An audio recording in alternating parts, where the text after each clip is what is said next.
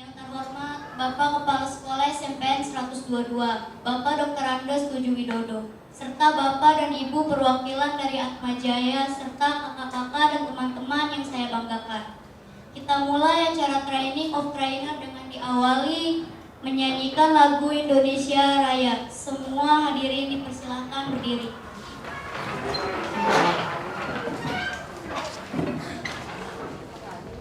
Hiduplah Indonesia Raya. 1, 2, 3, 4. Indonesia tanah airku, tanah tumpah darahku. Di sanalah aku berdiri, jadi tandu ibuku. Indonesia kebangsaanku, bangsa dan tanah airku. Marilah kita berseru, Indonesia bersatu. Hiduplah tanahku, hiduplah negeriku, bangsaku, rakyatku semuanya. Bangunlah jiwanya, bangunlah badannya untuk Indonesia Raya. Indonesia Raya, merdeka, merdeka, tanahku, negeriku yang ku cinta. Indonesia Raya, merdeka, merdeka, hiduplah Indonesia Raya.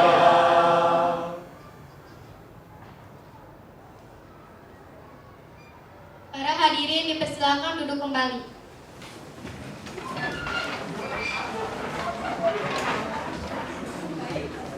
Sambutan dari Bapak Kepala Sekolah SMP 122, Bapak Dr. Andes Tuju Widodo, kami persilakan. Terima kasih. Assalamualaikum warahmatullahi wabarakatuh. Waalaikumsalam warahmatullahi wabarakatuh. Selamat pagi. Salam sejahtera semuanya. Dr. Linding, Dr. Lukas yang saya hormati, teman-teman saya, saudara dan kali yang saya hormati, dokter-dokter muda yang baru lulus yang saya banggakan, dan anak-anakku semuanya, anggota PMR yang cantik-cantik dan yang ganteng-ganteng, yang Bapak banggakan dan Bapak sayangi, serta teman-teman dari Atmajaya yang saya hormati. Puji dan syukur kita panjatkan kepada Tuhan Yang Maha Kuasa atas berkat limpahan rahmat-Nya pagi hari ini kita dapat berkumpul di ruang multimedia SMP 122 dalam rangka kegiatan TOT untuk anggota PMR dari dokter-dokter muda yang akan segera bertugas di seluruh Indonesia. Pertama, saya ucapkan selamat datang. Ini SMP 122 yang sudah berdiri sekian puluh tahun, yang telah menghasilkan ribuan peserta didik yang sudah lulus dan banyak yang sudah menempati jabatan-jabatan di DKI Jakarta tentunya. Ya, ada yang dokter, sudah ada yang jadi dokter, ada yang jadi ustaz dan sebagainya. Kalau bapak ibu gurunya tetap saja tetap setia di 122. Saya ucapkan terima kasih. Semoga kegiatan ini sangat bermanfaat untuk peserta didik 122. 122 itu disingkat Serdadu loh, Bu. Serdadu. Serdadu itu tugasnya adalah perang, memerangi kebodohan. Jadi ini adalah generasi penerus kita yang siap tempur untuk menggali ilmu sebanyak-banyaknya. Biar kita itu kan manis itu manis anak kami. Dan gambaran tahun ini kita NEM yang diterima sangat tinggi, sangat tinggi NEM yang kami terima, sehingga ke depan SMP 122 itu luar biasa, SMP yang luar biasa. Jadi SPI, sekolah yang bercat hijau. Ya, tahun depan program saya adalah SSN, Sekolah Berstandar Nasional. Karena tahun ini sudah masuk pada RSSN, Rintisan Sekolah Standar Nasional. Syaratnya setiap tahun harus naik nilainya. Lingkungan harus bersih, gurunya harus rajin, muridnya harus cakep. Gurunya harus cakep, sehat. Gitu. Jadi program ini mudah berguna bagi anak kami, terutama mengelola lingkungan ke depan, lingkungan yang sehat, dirinya yang sehat, sehingga kami berharap sekolah bisa menjadi percontohan di tempat lain, Bu. Karena untuk wilayah Penjaringan hanya 2 sekolah yang bagus lah lingkungannya, yaitu 120 itu yang sudah juara nasional untuk PMR-nya, untuk sekolah sehatnya, untuk apa ya, UKS-nya, dan kami akan sedang menyusul.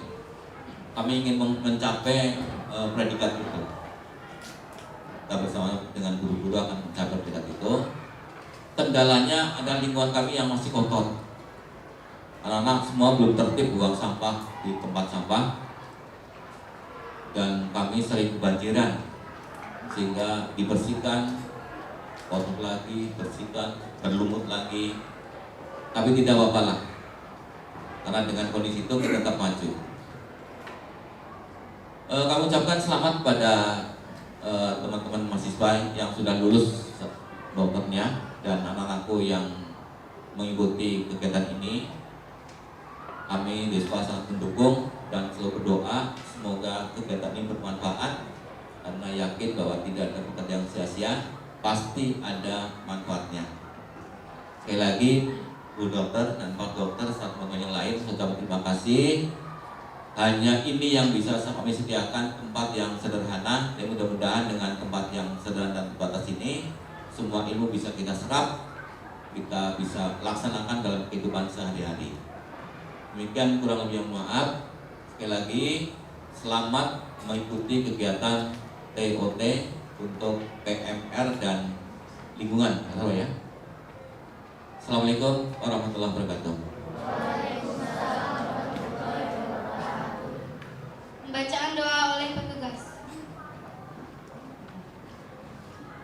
Assalamualaikum warahmatullahi wabarakatuh.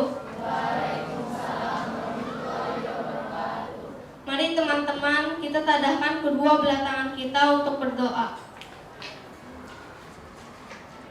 Ya Allah, Tuhan yang Maha Agung dan Maha Kasih, pada hari ini kami segenap abdi dan hamba-Mu berkumpul untuk melaksanakan kegiatan Training of Trainer PMR, guna meningkatkan kualitas diri kami.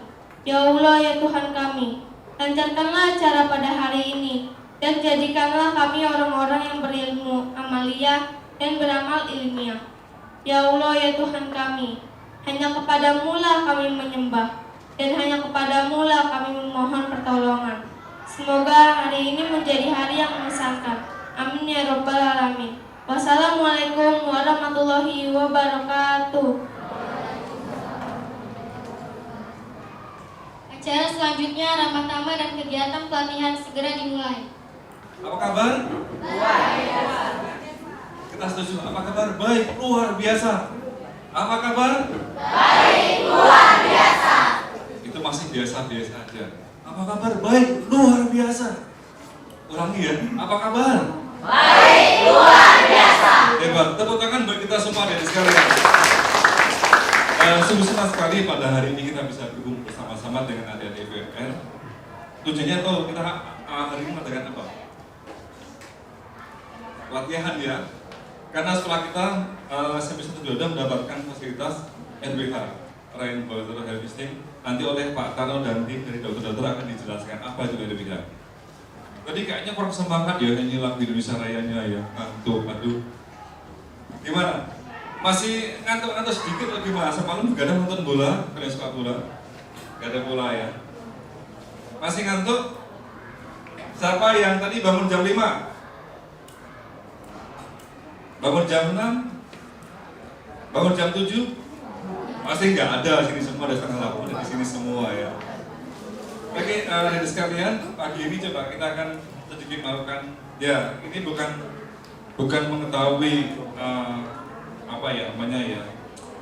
Jadi hanya sedikit melihat bagaimana sih apa tujuannya, apa yang adik-adik ketahui tentang kegiatan hari ini, terutama kegiatan yang berhubungan dengan rainwater harvesting atau sistem permanen air hujan dan juga kegiatan-kegiatan yang berhubungan dengan PHBS dan semuanya. Udah ada buku, udah ada semua? Sudah dibagi? Belum ya? Sebelum dikerjakan mungkin tolong digeser kiri kanan dulu, tapi jangan dibuka dulu ya. Silakan. Visi namanya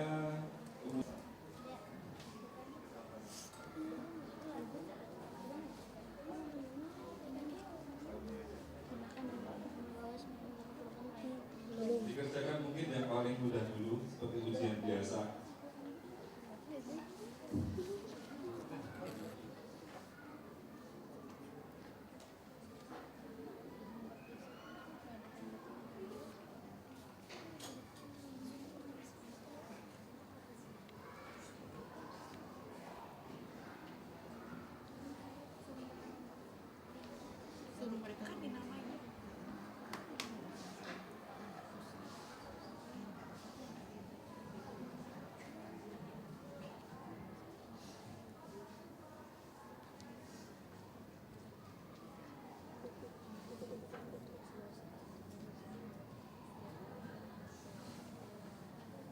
Kalau yang sudah selesai boleh dikumpul.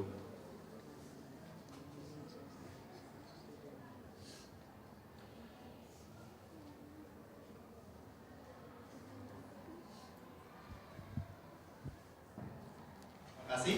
Assalamualaikum warahmatullahi wabarakatuh. Waalaikumsalam warahmatullahi wabarakatuh. Suara saya cukup keras nggak? Terdengar sampai belakang nggak? Terdengar ya? Terdengar. Saya baru berpikir ini saya manggilnya itu adik-adik atau anak-anak atau siapa ya? Adik-adik. Wah, senang sekali saya adik-adik. Kalau anak-anak kayaknya saya udah merasa tua banget. Oke, adik-adik, saya tadi sangat bangga dan sangat senang ketika sampai di sini lalu masukin ini keluar lagi. Saya udah, gimana ini udah mulai ini? Kami yang di luar nyekleki materi yang itu, soal-soal itu, udah bingung. Masa udah dimulai, padahal kami belum siap. Ternyata lalu juga beri penjelasan bahwa oh itu baru gladi resik. Dan itu membuat saya sangat pertama agak kaget juga. Kaget. Kenapa pakai gladi resik? Apakah semuanya kotor gitu? Yang kotor saya atau adik-adik atau apa? Tapi bukan itu masalahnya. Tetapi saya menjadi terkejut dan saya sangat bangga ketika ini gladi resik dan semua acara-acaranya dilakukan oleh adik-adik, entah itu PMR, entah pramuka, tapi oleh siswa. Ini baru saya temui sekali ini di sini. Di tempat lain tidak seperti ini. Dan untuk itu saya apresiasi dan saya kasih penghargaan. Tepuk tangan bagi adik-adik. Dan ini sangat membanggakan, betul. Dari awal susunan acara, doa, bahkan sampai dokumentasi Ini bukan hal yang biasa loh untuk anak-anak seusia SMP, setingkat SMP. Dan karena ini bisa dilakukan di sini, tentu ini merupakan nilai lebih yang luar biasa dari kalian semua. Sekali lagi, tepuk tangan. Yang kedua, apresiasi saya adalah bahwa baru kali ini juga TOT workshop dibuka dengan nyanyian kemerdekaan, dengan menyanyikan lagu Indonesia Raya. Baru di sini juga, meskipun mungkin masih terpengaruh Agustusan kemarin ya, 17 Agustus kemarin.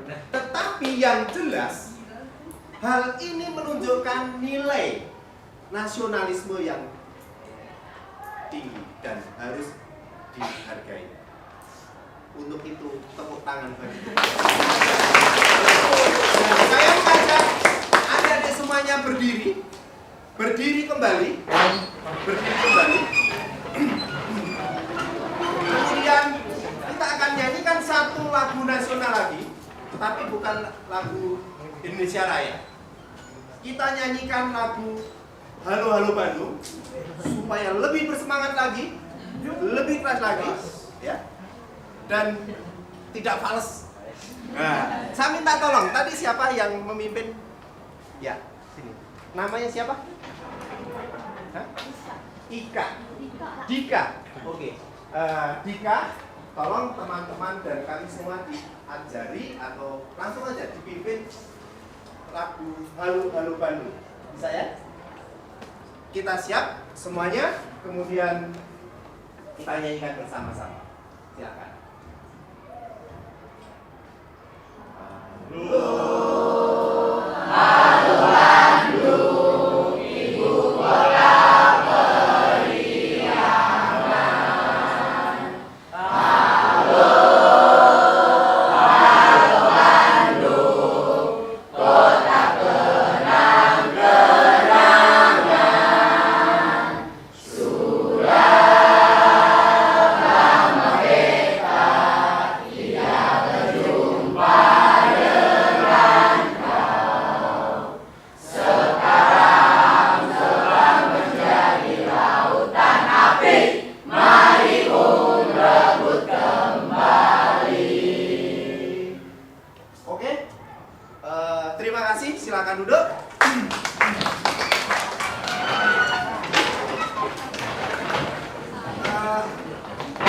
Gimana? Sudah bersemangat? Benar? Sudah membakar kita? Ya? Panas betul, panas. Meskipun sudah dengan AC tidak bisa mengalahkan semangat kita ya. Ternyata teknologi tidak bisa menghambat kita.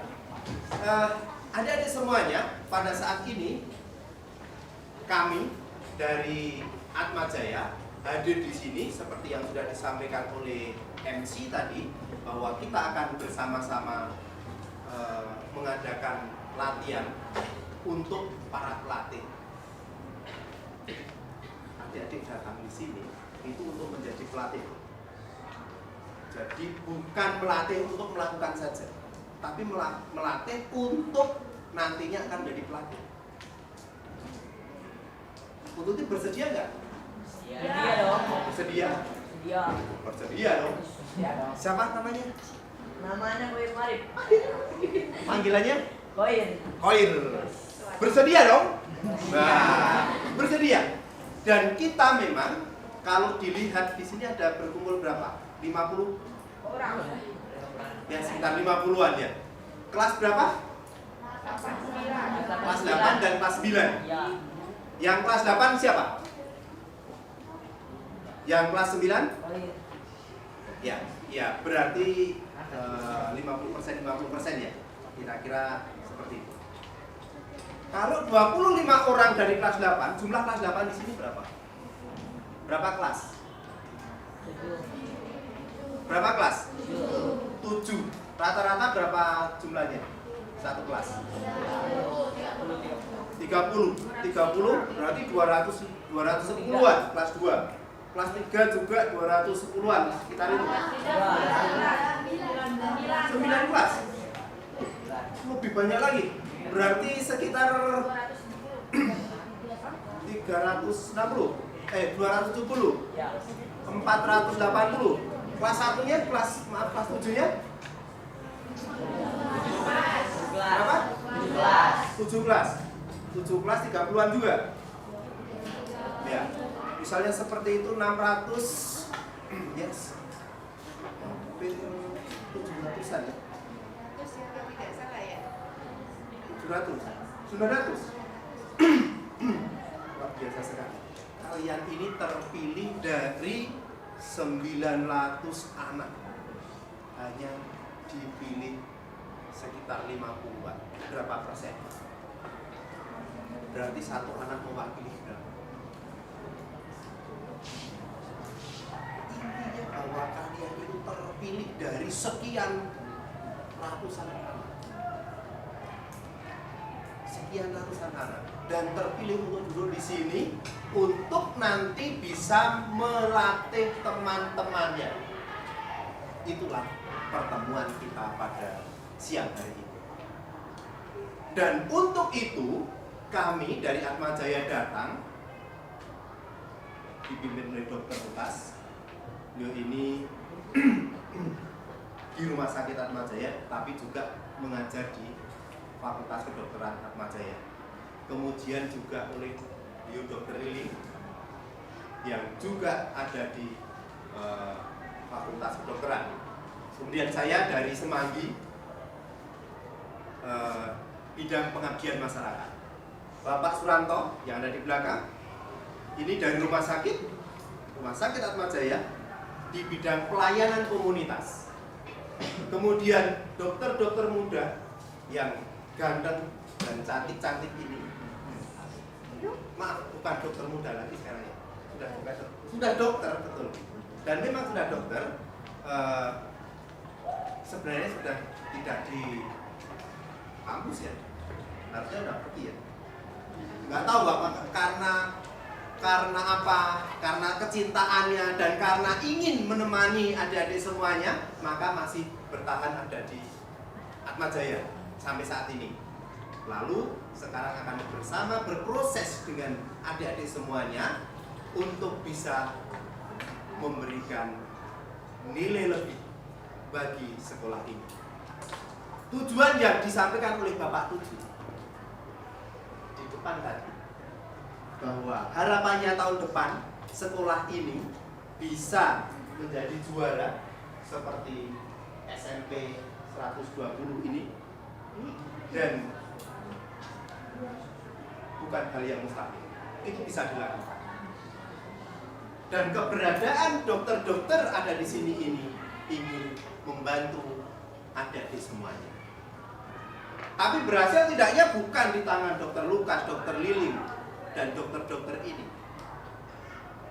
tapi ada di tangan adik-adik, ada di tangan Ika, ada di tangan Koi, ya, ada di tangan yang Ika yang lain dan Koi yang lain, yang sekarang sedang berproses di sini. Siap nggak mencapai tujuan itu? Oke. Kemudian masih didukung satu lagi, ada Mas Kotot yang ada di belakang. Beliau ini yang akan mendokumentasikan proses kita, yang harapannya nanti ini bisa menjadi bahan, bisa dipelajari berikutnya, tapi juga bisa untuk memperkuat hal-hal yang lain. Seperti tadi dilakukan oleh temanmu, siapa namanya? Siapa namanya tadi? Bukan, yang ngambil gambar tadi? Mana? Oh iya. Nanti bisa ngobrol sama Mas Kotok. Apa sih yang seharusnya diambil? Angelnya yang seperti apa? Kemudian teknisnya seperti apa? Bisa didiskusikan. Jadi bukan hanya hal inti ini aja. Adik-adik sekalian, untuk menunjukkan bahwa kita memang mau untuk menuju apa yang disampaikan oleh Bapak Kepala Sekolah tadi, kita akan berdiri bersama. Ayo, berdiri bersama.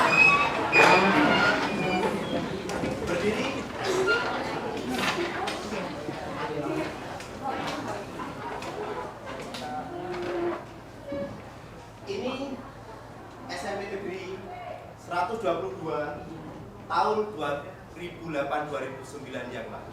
Sekarang sudah berproses berbeda wajahnya, tumbuh-tumbuhannya sudah lebih banyak, pohon-pohonannya sudah lebih rindang, sudah lebih hijau, sudah lebih humanis. Yang tinggal pun sudah lebih banyak lagi.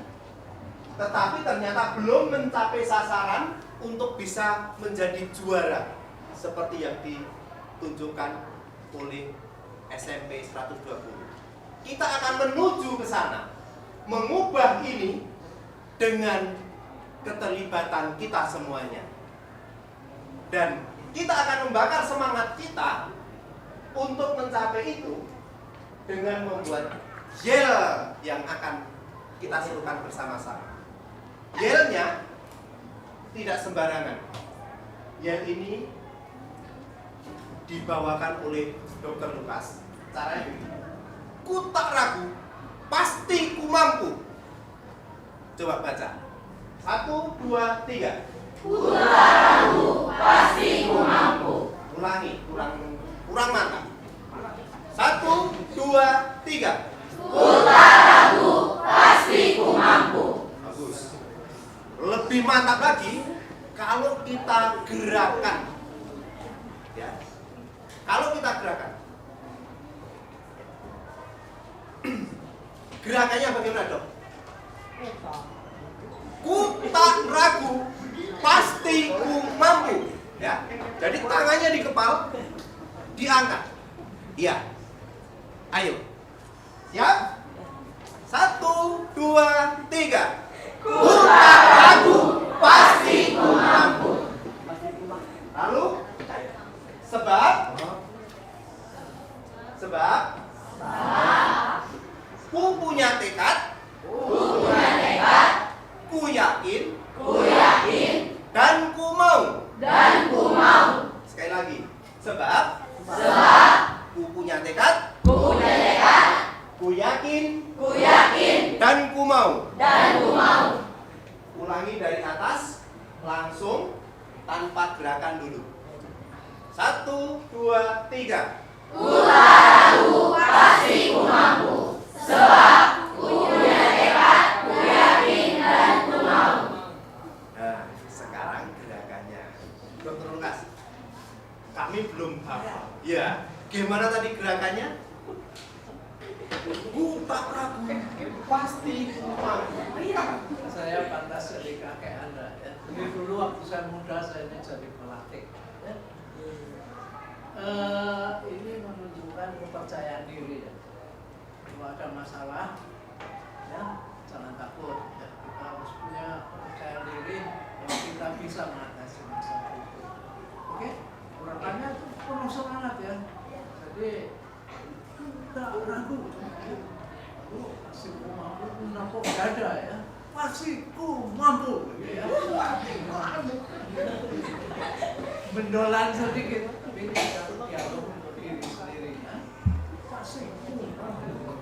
Sebab ya.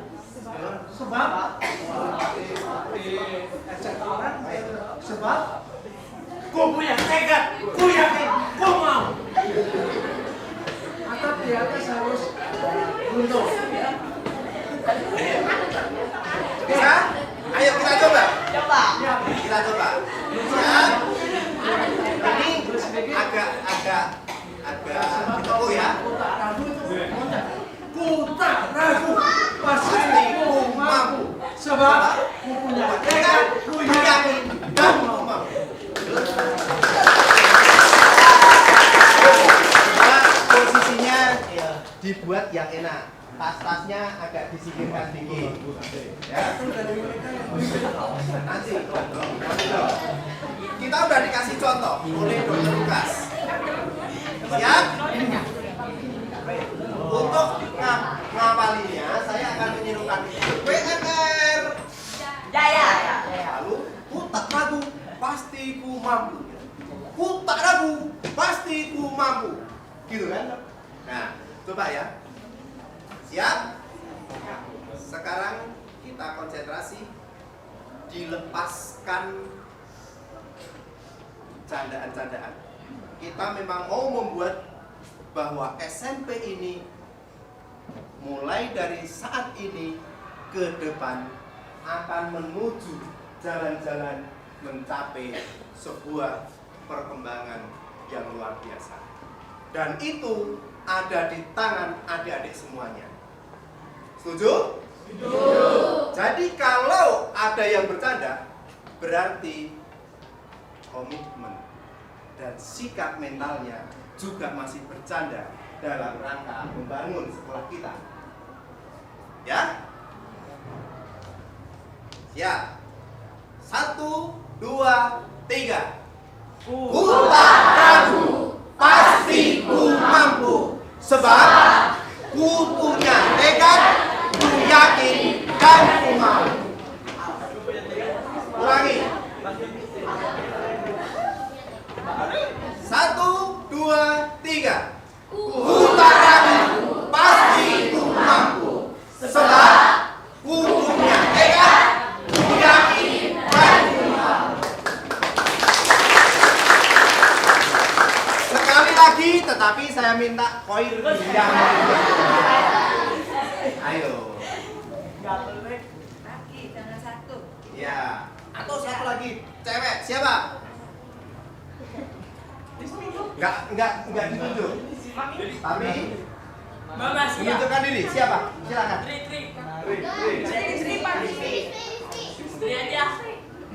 Enggak ada. Kalau belum terbiasa, tolong dibiasakan. Kalau ada kesempatan, justru kita maju. Kita tunjukkan bahwa kita mau. Ya, silakan. Nah, berarti masih ragu. Hilangkan keraguan. Siapa namanya? Nisa, ya. Silakan. Berdua, tapi yang lain juga mengikuti. Ya. Siap dengan semangat. Konsentrasi. Konsentrasi. 1, 2, 3. Ku tak ragu, pasti ku mampu, sebab ku punya tekad, ku yakin, dan ku mau. Luar biasa.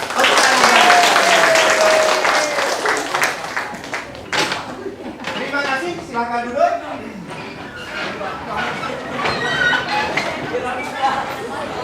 Waktunya sudah lewat.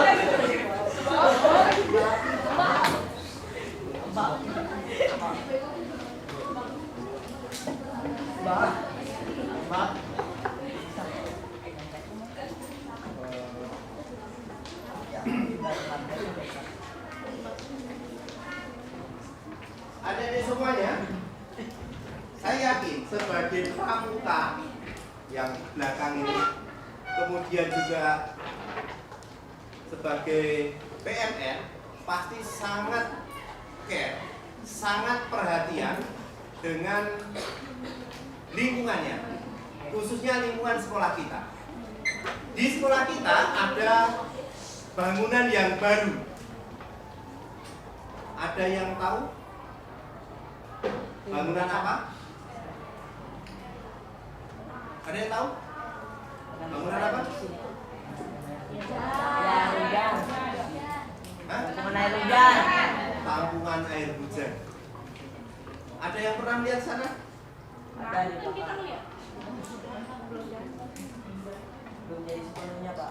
Belum jadi sepenuhnya. Berarti baru sedikit ya. Sepertinya dulu pernah juga kita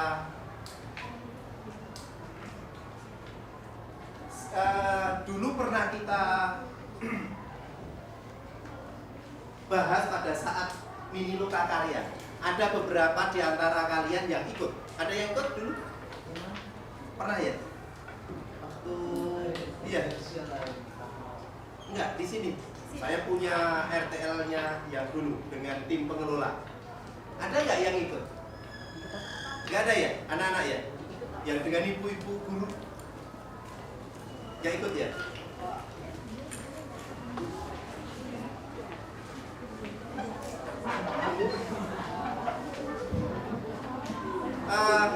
Ingat adik-adik, waktu itu berarti belum ada ya? Karena belum ada, mungkin akan dijelaskan dulu oleh dokter ini tentang program itu. Lalu nanti akan saya jelaskan soal sistem air hujannya. Oke, masih semangat? Masih. Jam berapa sekarang? 9. Jam 9 ya. Kalau tadi Mas Tarno memanggil adik-adik, saya tentunya tidak pantas ya memanggil adik-adik, anak-anakku yang tersayang. Ya, karena ini sudah nenek-nenek. Jadi nenek-nenek harus lain ya.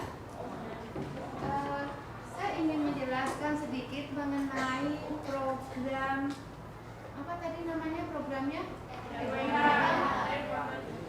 Water Harvesting. Program itu mengumpulkan air hujan, memanen air hujan nanti akan digunakan untuk cuci tangan. Sudah melihat ada wastafel di sana sedang dibuat? Ya, sudah. Sudah berkeliaran ke tempat pembangunan? Ada apa di sana? Ada kontak ya, ada bank ya. Jadi hari ini seperti dikatakan Pak Tuju dan Mas Tarno, kita akan melakukan pelatihan mengenai program rainwater harvesting. Mungkin kalian harus mengenal dulu apa itu program rainwater harvesting yang ada di SMP N122. Jadi program ini mengumpulkan air hujan. Nanti air hujan dikumpulkan dari talang, dari atap, kemudian disimpan di bak yang ada di sebelah. Lihat di SD ada juga bak di depan sekolah. Ya, itu sama ya. Jadi air itu akan dikumpulkan, disimpan bukan untuk air minum, tetapi untuk cuci tangan, membersihkan WC, kemudian menyiram tanaman, mencuci motor boleh nggak ya? Ada yang naik motor ke sekolah? Nggak boleh. Nggak. Ya, boleh mencuci motornya Pak Tuju. Ya. Kemudian biasanya kalau di daerah-daerah bisa digunakan untuk irigasi. Ya. Kenapa Atma Jaya beserta para sponsor itu memikirkan untuk menampung air hujan? Karena adanya kesulitan di Jakarta air bersih. Sulit nggak ya air bersih di Kalkut? Sulit. Air dari mana? Airnya dari mana? Padahal airnya banyak sekali loh. Kalau saya datang kemari, rob. Di jalan penuh air ya. Airnya datang dari mana itu? Air hujan itu. Gotnya meluap. Got meluap airnya dari mana? Dari hujan atau air laut? Yang rob. Jauh dari laut. Jauh dari laut. Air hujan. Padahal saya datang kemari tidak hujan, tapi ada air hujan ya. Dan ini kesulitan sekali mendapatkan air bersih ya. Pada saat membangun bak yang di sebelah sana, kami membeli air. Karena tidak ada air yang tidak ada pump yang di sekolah ini. Sudah masuk pump belum? Belum. Ya, sehingga karena sulitnya air, maka dipikirkan untuk membuat suatu sistem yang disebut rainwater harvesting system. Saat itu kami membeli berapa ya satu gerobak? Oh, berapa?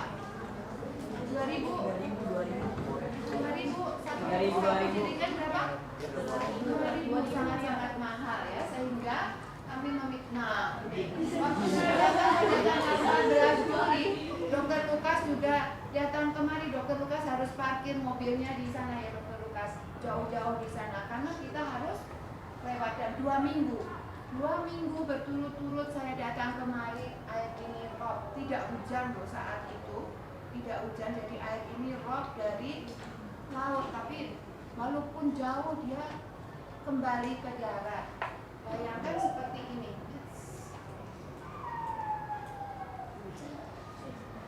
Kemudian di depan sekolah tidak hujan saat itu, atau mungkin hujan 2-3 hari sebelumnya.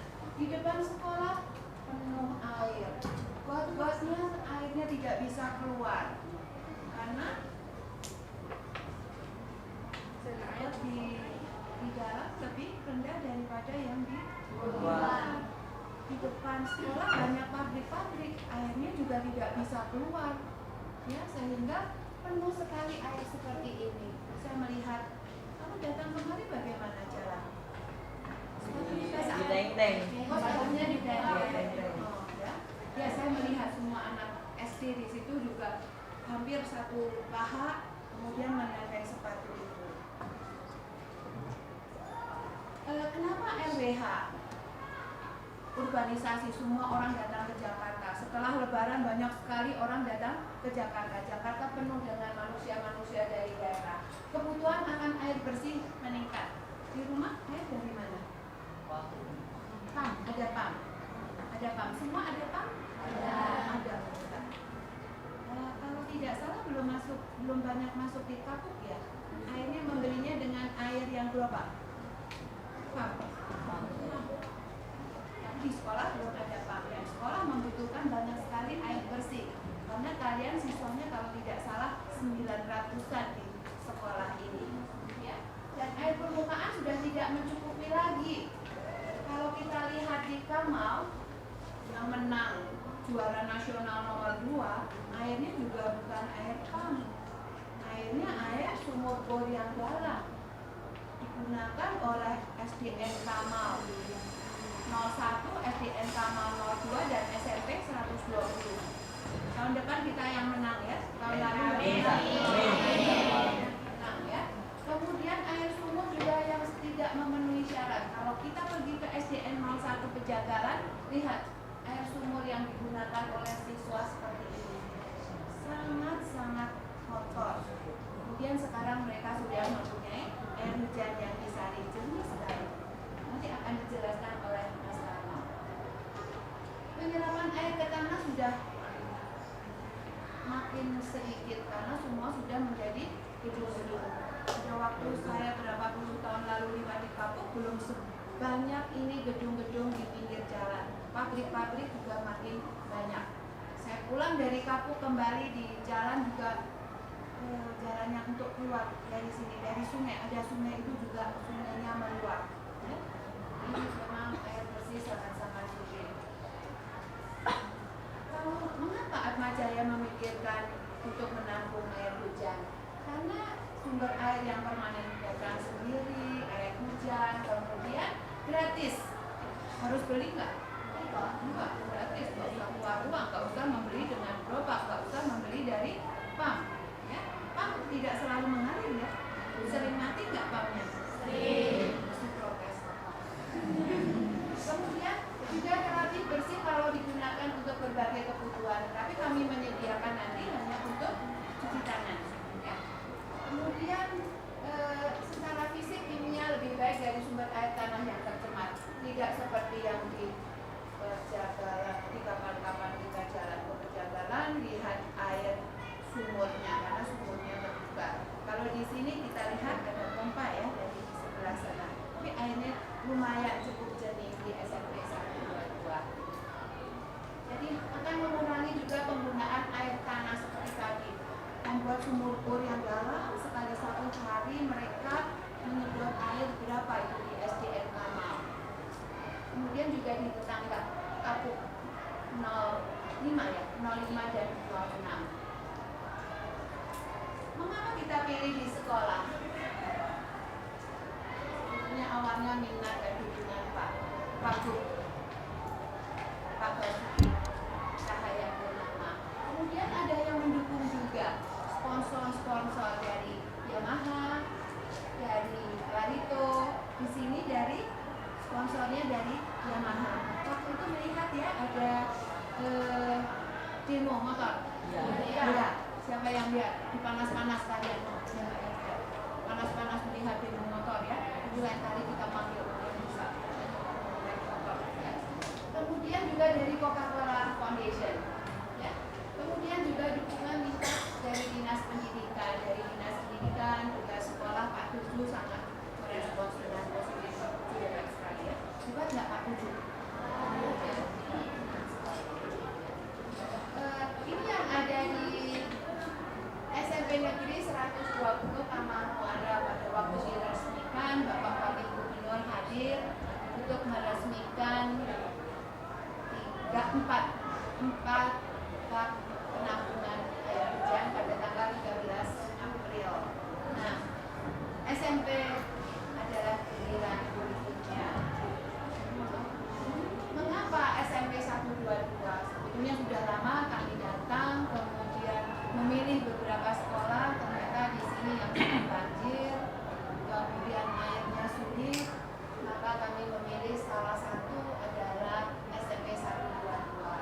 Penggunaan air tanah yang terlalu banyak, pompa di sebelah sana dan pompa di sebelah kiri ya, dua-dua pompa itu yang selalu mengambil air tanah.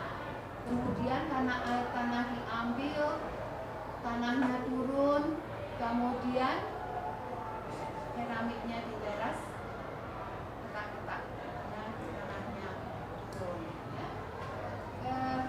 Mutu airnya juga kurang baik, tidak asin sekali tapi angka ya, kurang baik. Kemudian juga belum ada pamit, gambarnya sudah lebih bagus daripada foto tadi Mas Tarno. Mas Tarno ini sudah lebih bagus lagi. Dan di mana pernah dilakukan? Ini sudah pernah dilakukan di berbagai tempat.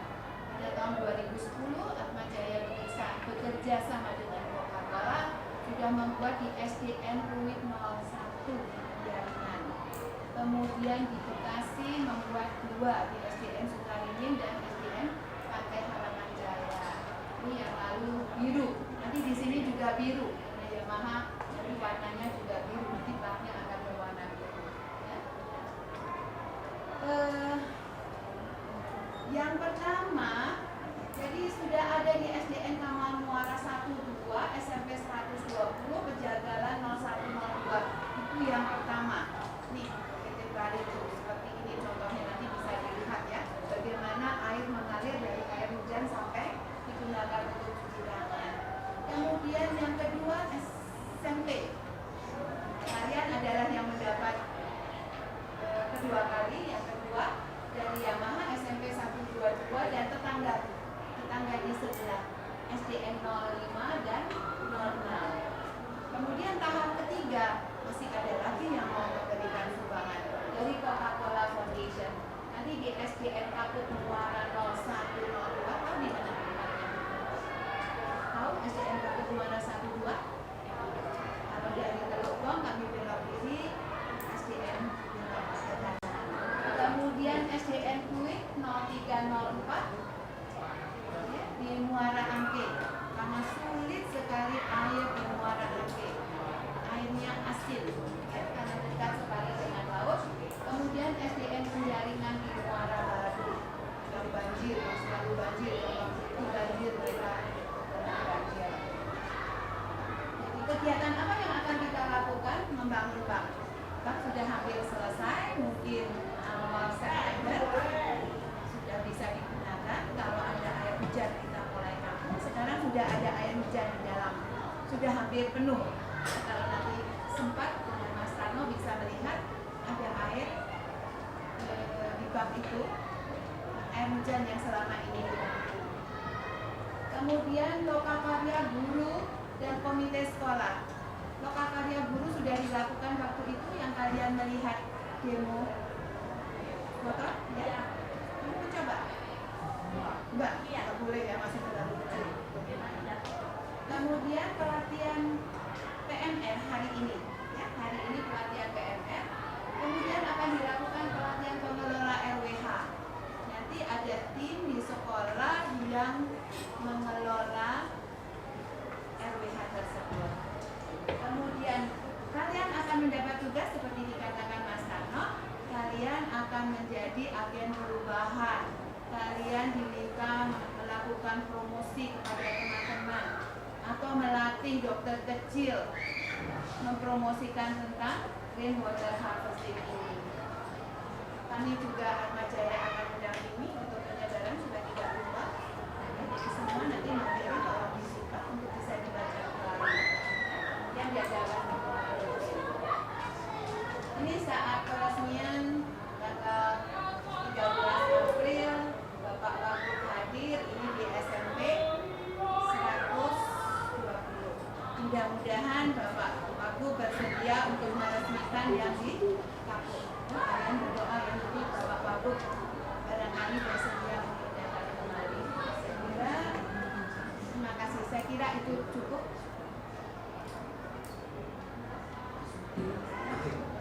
Ya, jadi saya kira itu kira-kira program itu apa yang akan kita lakukan selama ini, dan kami mengharapkan para PMR ini yang akan menjadi motor di SMPN 122.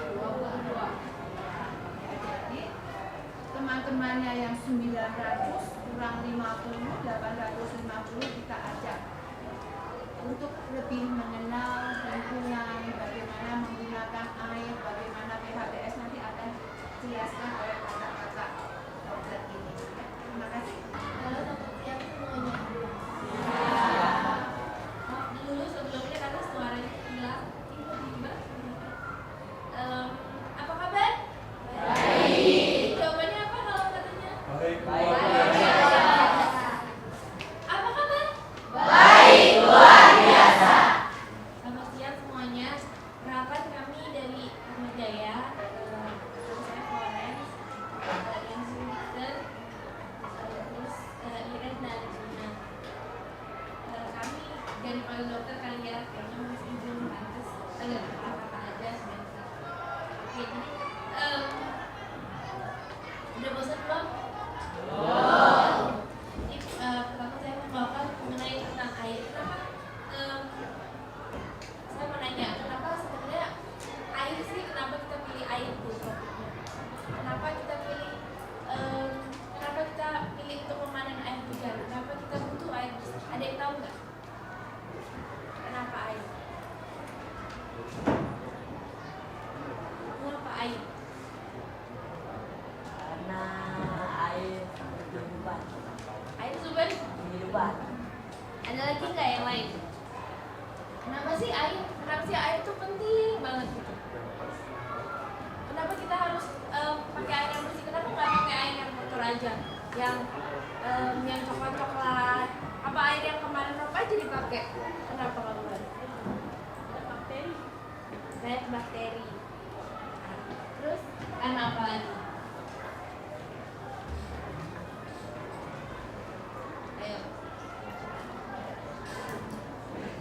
Ayo, kenapa? Betul sekali, karena air itu sangat penting buat kehidupan kita sehari-hari, buat kita mandi, buat kita mencuci, buat kita cuci tangan. Karena kalau kita hari-hari biasa pasti kan kita kotor, makanya kita butuh air untuk membersihkan semuanya. Tubuh kita sendiri 70% mengandung air. Jadi 70% dari waktu kita kecil, bahkan hampir 100% kita mengandung air. Hampir 100% kita mengandung air waktu kita masih bayi. Tapi seiring bertambahnya usia, sekitar 70-80% tubuh kita itu mengandung air, dan nanti akan menurun dengan sendirinya setelah kita masih bayi. Dan itu penting dalam tubuh kita sendiri untuk mengatur keseluruhan metabolisme tubuh kita, mengatur suhu tubuh kita, dan menyalurkan zat-zat yang baik dalam tubuh kita. Dan satu miliar manusia hanya mempunyai akses untuk air, dan mereka tidak mempunyai fasilitas air bersih yang memadai, sehingga banyak sudah 1.000 anak meninggal setiap harinya akibat penyakit yang dikeluarkan oleh air. Sehingga itu hanya penting mengapa air kita harus butuh air yang bersih untuk kehidupan kita. Tadi benar banget yang ada yang bilang kalau air yang kotor itu mengandung bakteri. Ada yang bilang banyak zat-zat yang berbahaya, karena banyak sekali penyakit-penyakit yang ditularkan melalui air. Jadi disebutnya water related disease. Siapa yang paling pintar bahasa Inggrisnya? Sini. Sini ada belajar bahasa Inggris nggak? Apa artinya water related disease? Penyakit yang berkaitan dengan air. Jadi penyakit yang berkaitan dengan air itu masih dibagi lagi jadi 4.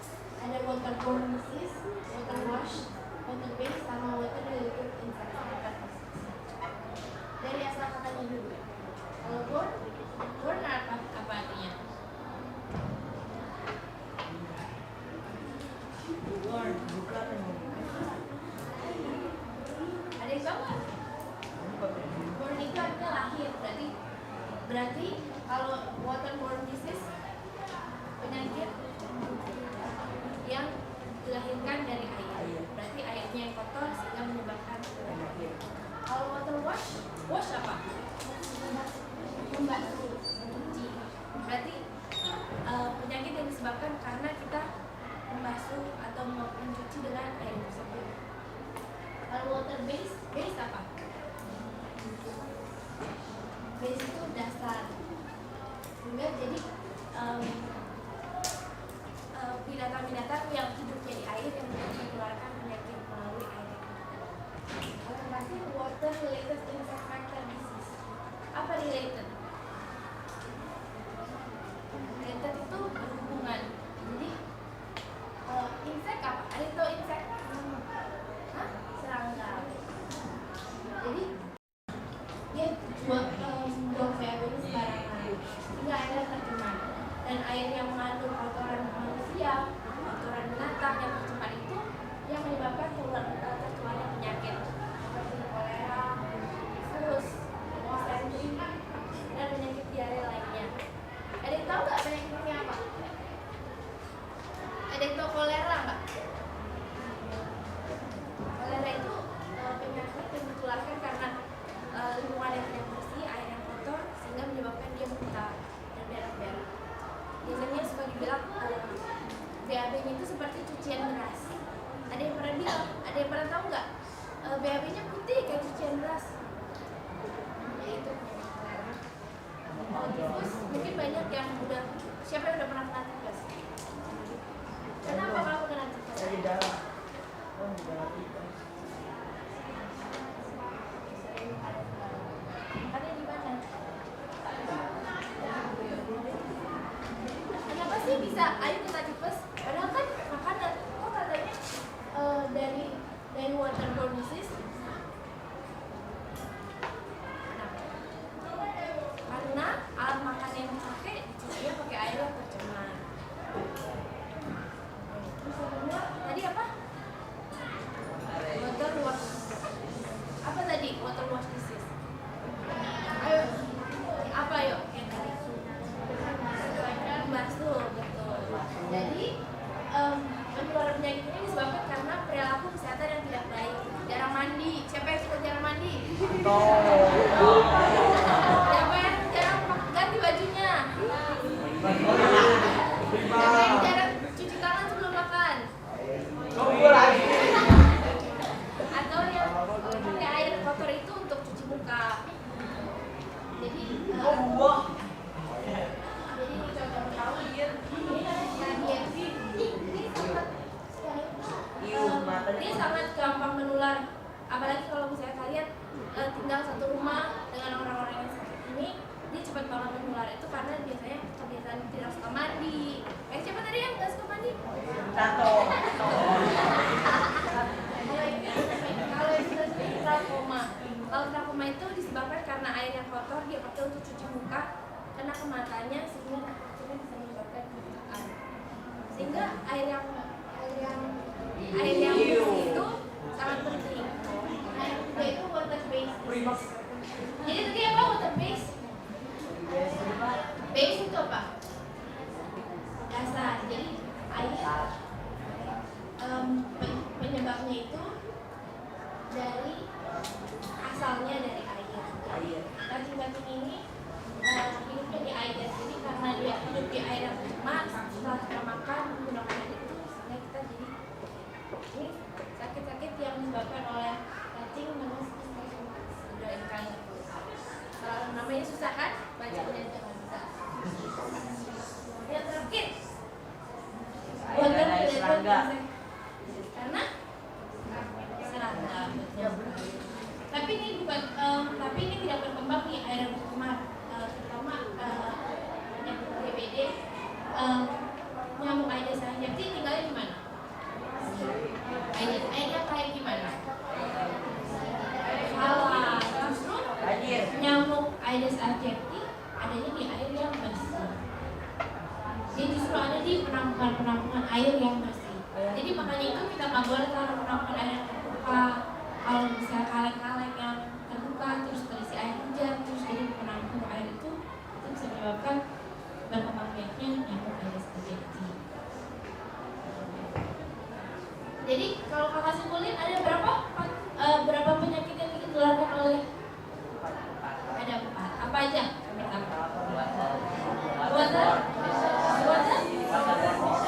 Waterborne disease.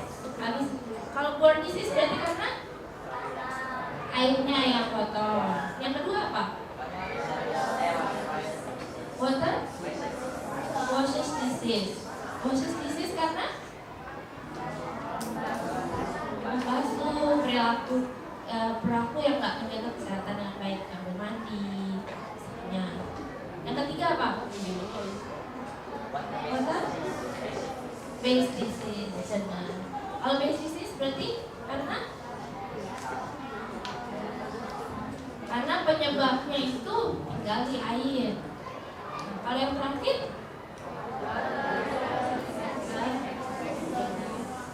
sebabnya karena apa tadi? Serangga seperti nyamuk. Karena berkaitan dengan hal tersebut, maka dari WHO dan UNICEF mempromosikan 3 perilaku higienis yang mempunyai dampak besar. 1. Apa? Baca sama-sama.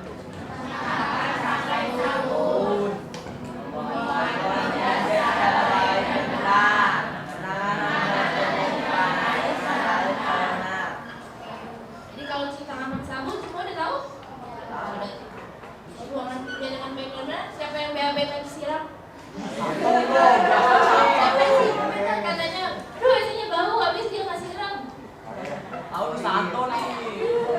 Dua lagi. Nah, yang ketiga pembebanan dan penanganan air secara benar. Jadi kalau misalnya kalian udah punya RWH harus dijaga dengan baik, ya, sehingga adik-adiknya kalian yang berikutnya tetap masih bisa pakai RWH-nya. Oke?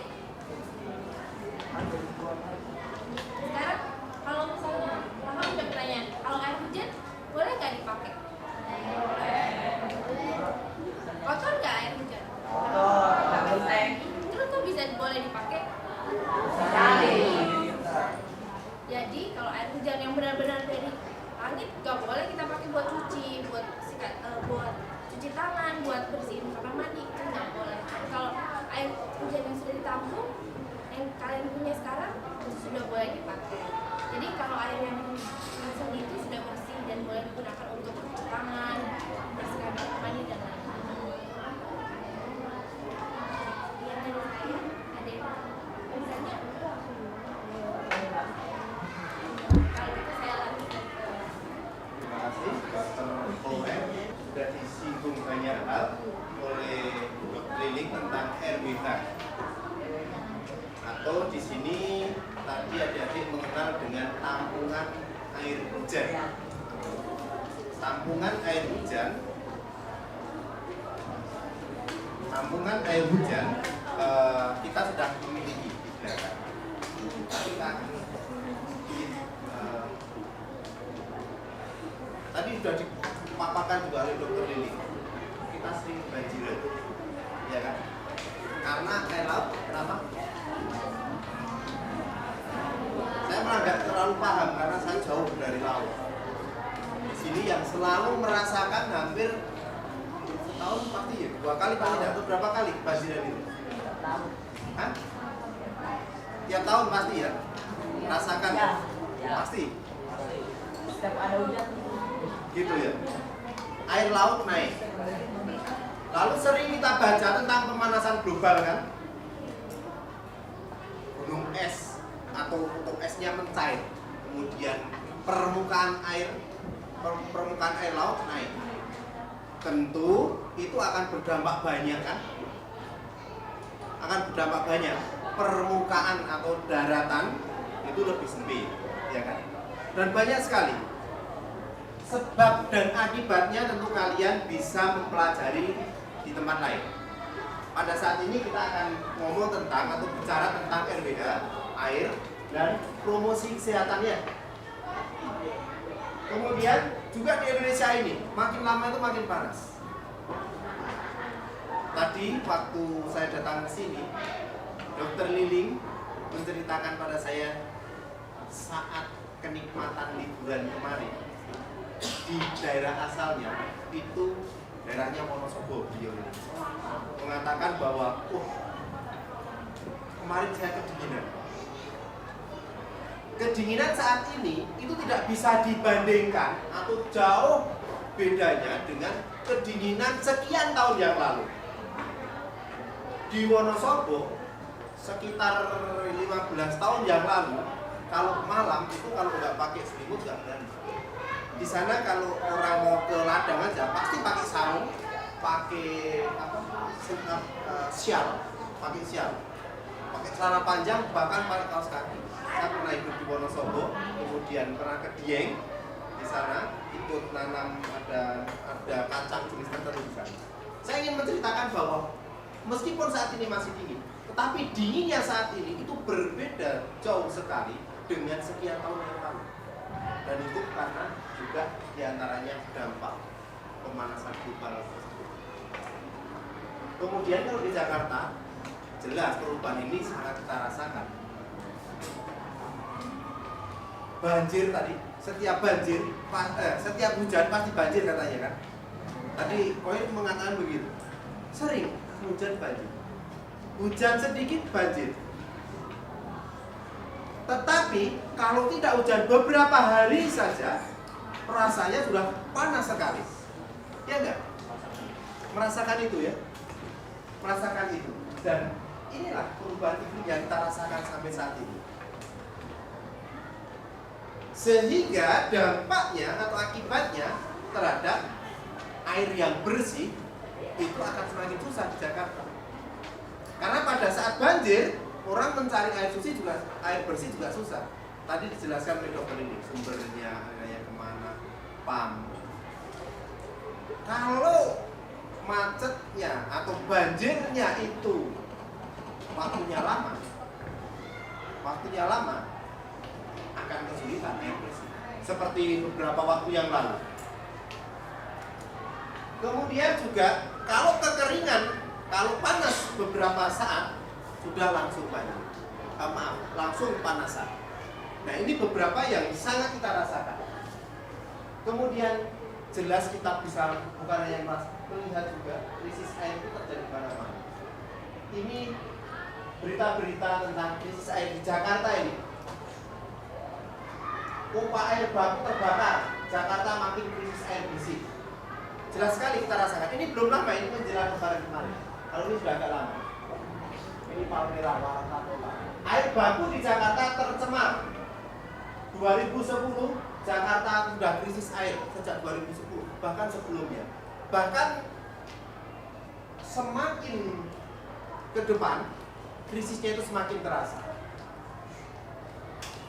Lalu ini wajah jelang lebaran malah krisis. Oh, bukan wajah ya. Walah, jelang lebaran malah krisis air. Ini sangat dirasakan. Kemudian ini beberapa. Kalau di kota bedanya, kalau ini di daerah-daerah. Kalau krisis air musim panas itu gali air di sumur atau belik, bukan bilik tapi belik kecil sumber air. Kemudian kalau di kota masih harus nunggu karena banyak airnya, aksesnya susah. Beli atau bantuan antre, ini antre mau beli dan juga diperparah juga oleh sampah. Dan ini juga berpengaruh terhadap air bersih.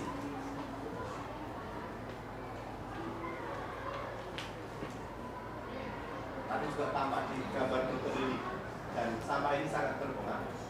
Dan di Jakarta, di sungai-sungai besar, untung beberapa waktu ini sangat getol ya Pemprov kita, Bapak Jokowi dengan Bapak Basuki itu sangat getol atau sangat kerja keras untuk menanggapi atau mengatasi tentang sampah-sampah ini. Ini di perkotaan juga ini, di tepian Sungai Ciliwung.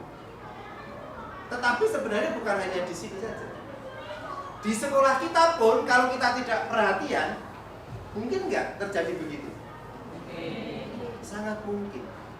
900 anak membawa bungkus permen 1 atau 2, bungkus es, lalu bungkus ciki, dan lain-lain. Setiap hari misalnya satu anak satu, sudah tumpukan, sudah mungkin lebih dari segini.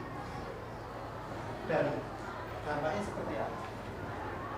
Oleh karena itu, saat ini kita diajar oleh kakak-kakak kita, dokter kita untuk menyadari hal ini.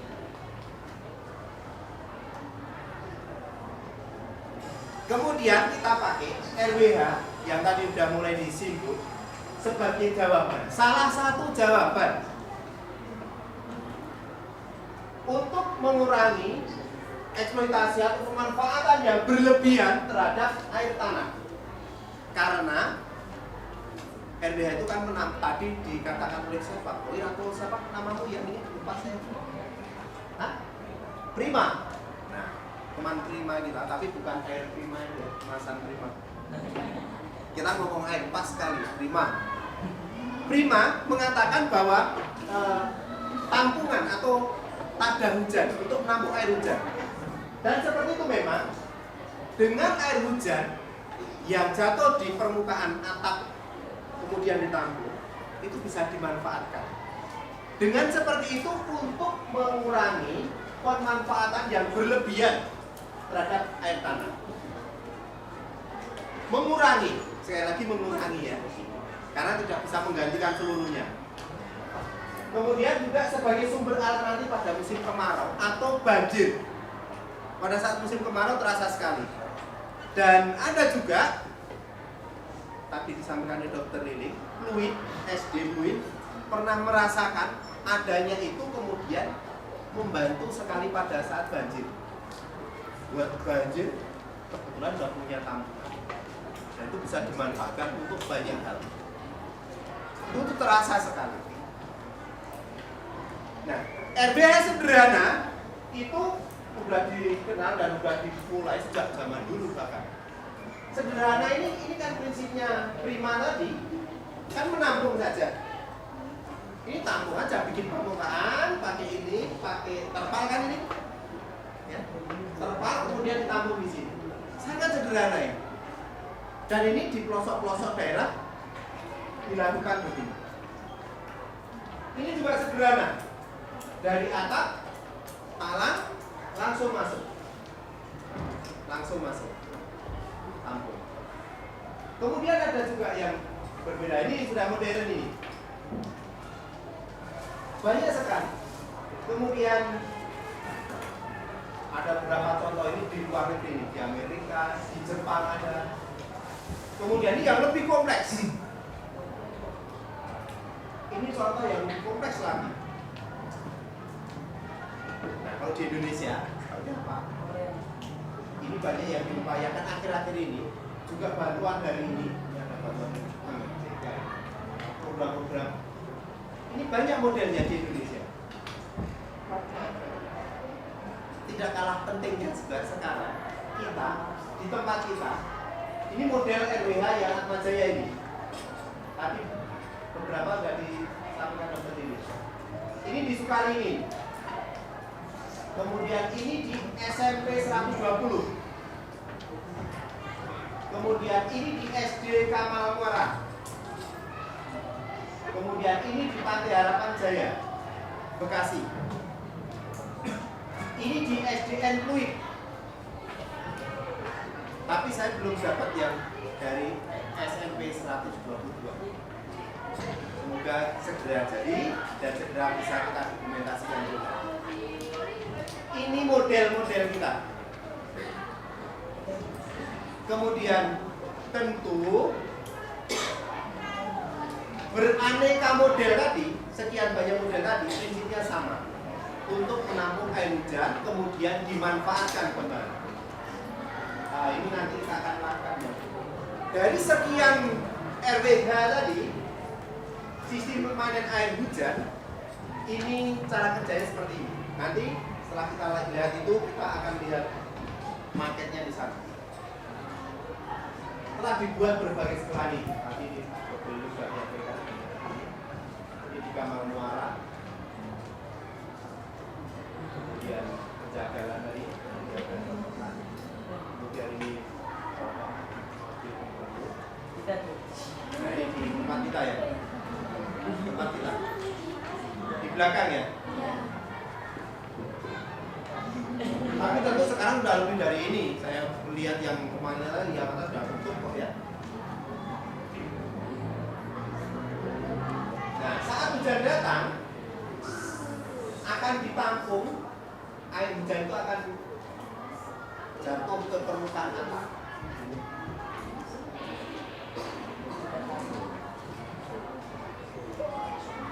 Kemudian dari atap itu mengalir lewat talang.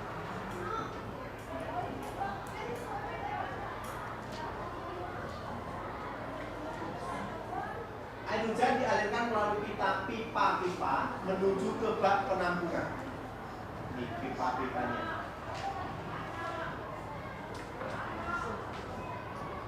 Ke bak penampungan. Sebelum masuk ke bak penampungan, melalui kawat saring terlebih dulu. Jawaban temanmu tadi tepat sekali bahwa itu sudah disaring. Yang pertama ini disaring dari kotoran-kotoran yang besar, misalnya ada daun-daunan atau benda-benda yang lain. Masuk ke tampungan sementara untuk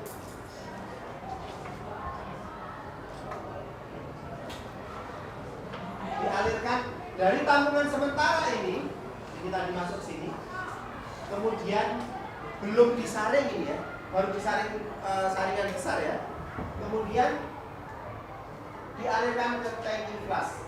Jadi ini masuk ke ini, tangki bilas. Kalau tangki bilas ini belum penuh, air di sini belum tersaring, belum masuk ke saringan sana. Setelah ini penuh, ini kedap ya, ini tutupnya rapat, kedap, sehingga kalau penuh air naik lagi di sini, air dari sini baru mengalir ke sana. Jadi ini arahnya seperti itu. Jadi air hujan di tangki bilas tadi harus dibuang. Ini ada, kemudian itu dibutuhkan ada keran pembuangan airnya. Ini tangki bilas. Bila tangki bilas sudah penuh, air akan mengisi bak filter yang berisi yang tadi hijau, apa aja? Hijau, apa lagi? Ini apa? Hijau, zeolit, dan coba kita baca bersama-sama. Hijau, zeolit, dan hijau, zeolit, dan arang aktif. Sudah bisa jawab ya? Bisa jawab ya nanti ya. Oh iya. Nah, ini prosesnya dari sini. Ini saringan sebentar tadi, tangki flush di bawah. Kalau udah penuh, baru ini melimpah ke sana. Melimpah ke sana. Isinya ini ada hijau. Ini ada susunannya. Kemudian ada arang aktifnya, ada zeolit, dan ini ditambah pasir juga ini. Air mengalir ke bak penyaringan. Jadi bak penyaringan isinya seperti ini.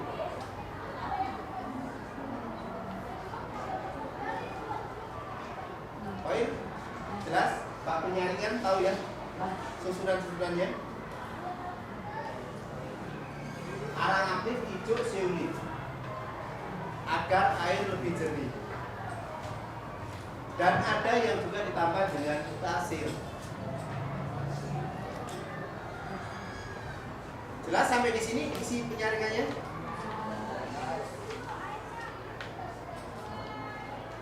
Nah, dari saringan ini isinya ada zeolit, karbon aktif atau arang aktif tadi, ini dan hijau.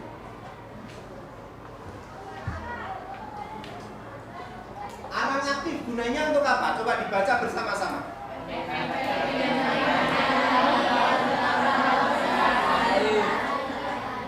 Yang kedua, zeolit untuk apa? Sedangkan untuk ijuk sendiri gunanya untuk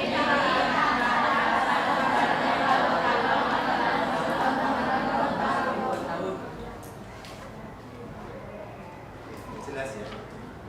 Masing-masing ada manfaatnya. Berada di sana. Kemudian dari saringan itu, dari saringan ini akan masuk ke turun. Ini ada beberapa saluran masuk ke bak penampungan. Bak air bersih di bawah, bak penampungan. Jadi air dialirkan melalui pipa ke bak air bersih di bawah.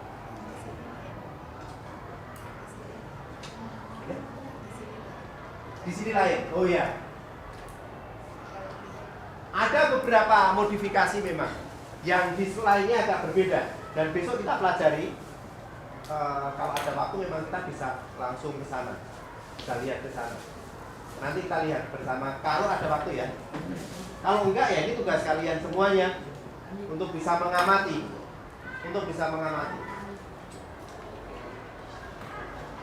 Kemudian air bersih yang ada di tampungan di bawah itu ditarik dengan pompa. Ini air bersih dipompa ke tangki penampungan. Ini tangki penampungannya di atas. Ini ditarik.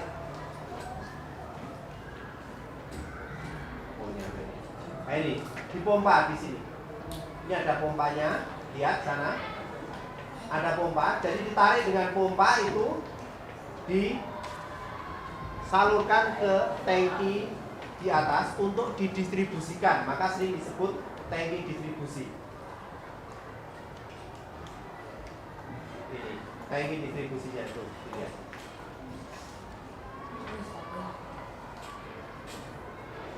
Nah, dari tangki distribusi di atas dialirkan lewat paralon-paralon, kemudian disalurkan sampai ke tempat cuci tangan atau tempat sebenarnya bisa juga kamar mandi atau untuk dimanfaatkan. Ini dicontohkan untuk cuci tangan. Sampai saat ini kita memakai itu untuk cuci tangan. Ini untuk cuci tangan. Bisa juga untuk wudhu. Ya.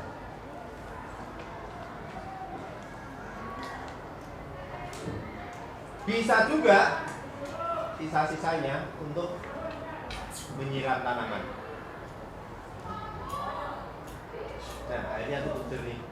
Saya nggak tahu ini jernih airnya atau jernih Dokter Evelyn. Kebetulan orangnya nggak ada. Dokter Evelyn. Jadi air hujan dari LWH bisa untuk apa lagi kira-kira? Kalau menurut adik-adik di sini, air hujan yang dari RBH itu selain untuk cuci tangan bisa untuk apa lagi kira-kira? Cuci motor ya. Tadi. Apa lagi? Hah? Bisa untuk mandi nggak sih? Bisa. Bisa apa lagi? Iya. Ya untuk keperluan sehari-hari. Tetapi sampai sekarang belum direkomendasikan, belum dianjurkan untuk diminum. Pasti tidak langsung diminum ya. Nah, ini justru menjadi tantangan bagi adik-adik semuanya. Kalian pelajari. Kalau perlu nanti diteliti. Kandungannya apa? Bisa dimanfaatkan untuk apa lagi? Ya. Dan ini ya PMR, Pramuka itu punya kesempatan untuk mencoba mempelajari itu. Tanyakan pada gurunya. Atau juga bisa tanya ke para dokter. Tapi paling tidak dipakai bukan hanya untuk cuci tangan, tapi juga bisa menjadi alat belajar. Bisa menjadi sumber belajar. Itu lebih penting.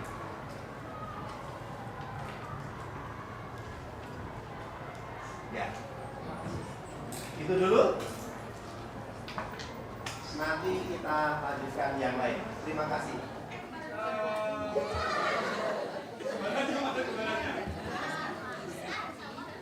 Ini ada sebuah lagu. Kita juga bisa matematika ya. Kalau minum itu dari 8, Bapak 8, 7, 6, 5, 4, 3, 2, 1. Contohnya gini, ada seorang laki-laki, bapak-bapak pergi ke kebun, motor ilalang bawa kambing. Jadi ada bapak apa pergi ke mana? Cari ilalang, bawa kambing. Tapi yang gini, dia pergi satu orang dulu ya. Satu orang pergi potong malang. Satu orang sama kambing pergi potong malang. Bisa? Coba ya. Satu orang dulu ya. Satu orang pergi potong malang. Satu orang sama kambing pergi potong malang. Tiga orang ya. Tiga orang pergi potong malang.